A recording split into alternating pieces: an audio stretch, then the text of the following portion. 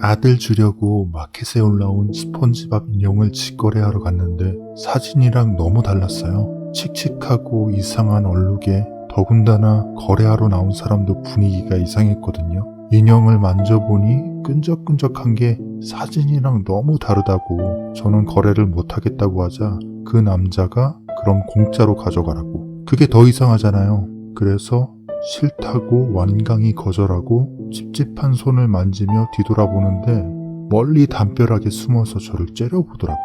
인형에다 뭔 짓을 한 건지 뭐 하는 사람인지는 모르지만 아직도 그 섬뜩한 모습을 잊을 수가 없네요.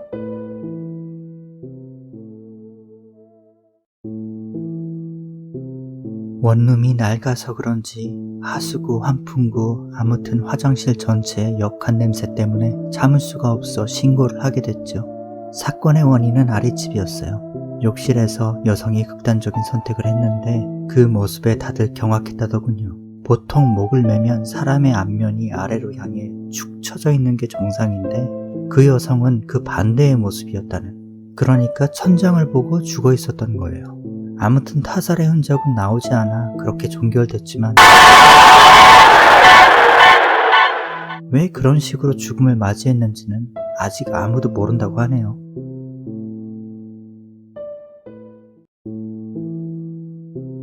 어렵게 자식을 낳아 행복하게 기르던 가족이 있었는데 어느 날 안개가 자욱한 밤 골목 도로로 갑작스럽게 튀어나온 아이를 사망케 했고, 그 아이가 자신의 아들임을 알게 된 부부는 그 충격으로 식음을 전폐하다 끝내 죽음을 맞이하게 됐다는 이야기. 그 후부터 이상한 소문이 돌아요.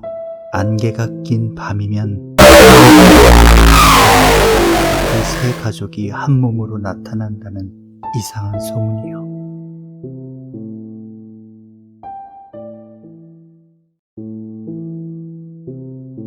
출장 간 남편의 일정이 예상치 않게 일찍 끝나 아내에게 서프라이즈를 해주려 몰래 집에 들어왔을 때 자신의 침대에서 다른 젊은 남자와 성관계를 하고 있던 아내를 보게 됐고, 이성을 잃은 남편은 한치의 망설임 없이 잔혹하게 둘을 죽였다고 합니다. 장의사들은 말해요. 가장 잔인한 살인을 저지르는 사건이 바로 치정간의 사건이라고. 살인을 옹호할 생각은 없지만 그냥 뭔가 답답하고 안타깝고 비참하다는 생각이 드네요.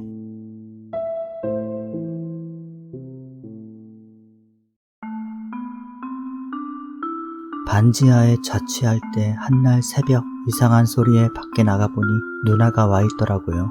가끔 들러서 반찬을 놓고 가거나 하는 일이 많아 누나한테 고마워, 피곤해서 먼저 잘게 하고 아침에 일어났는데 기겁했습니다. 창문은 깨져 있었고 사방에 피에, 부엌 타일에는 사랑해라는 문구가 써져 있었어요.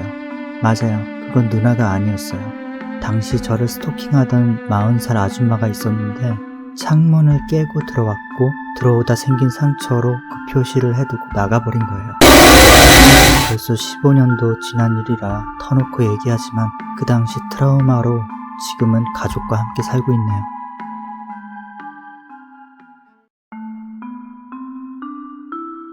아파트 4층에 장애가 있는 아이가 있었어요. 처음엔 편견이 있었지만 인사성 밝고 착한 아이였죠.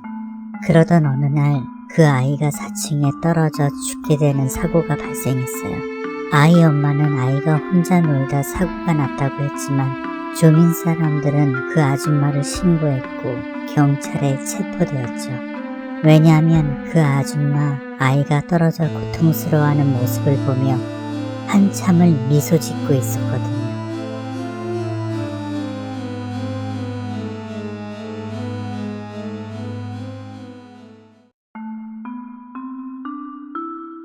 현아라는 친구와 꿈속에서의 만남은 항상 즐겁고 행복하지만 헤어질 때는 두려움과 공포가 밀려와요. 뒤돌아보면 현아는 목을 꺾은 채 무섭게 서 있거든요. 사실 그 친구 몇 년 전에 사고로 죽은 친구인데 실수로 높은 곳에 떨어져 목이 꺾여 죽었거든요.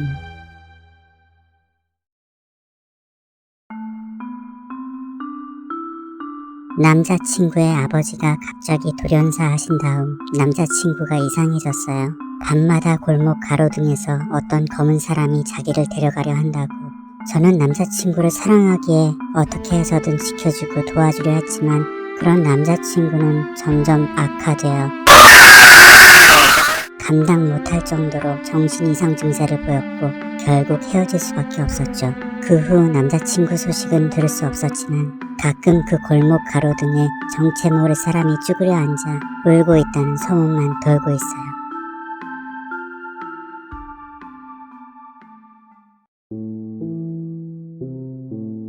할머니께서 해주신 이야기예요.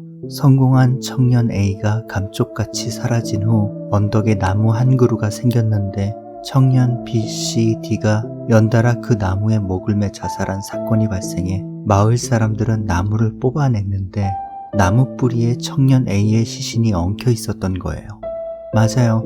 성공한 A를 시기하던 청년 B, C, D가 돈을 목적으로 A를 죽인 후 시체를 묻고 그곳에 나무를 심었던 거죠. 마을 사람들은 죄책감에 자살을 했다 하지만 할머니는 그들의 죽음이 A의 저주일 거라 생각하신답니다.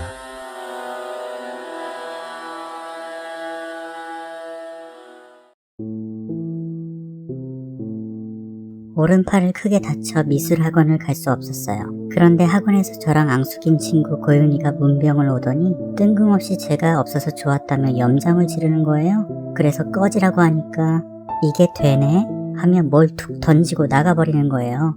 보니까 드로잉에 쓰는 관절 인형인데 얼마 전 고윤이와 머리채 잡으며 싸운 적이 있었는데 인연이 인형에다 제 머리카락을 붙여서 팔도 자르고 저주 인형을 만들었던 거예요. 인형은 즉시 태워버렸죠. 그리고 그년 소리 소문 없이 이사 갔는데 어디서 또 이런 짓거리를 하고 있을지 진짜 기분 더럽네요. 근데 정말 이렇게 저주하는 게 가능한 일인가요?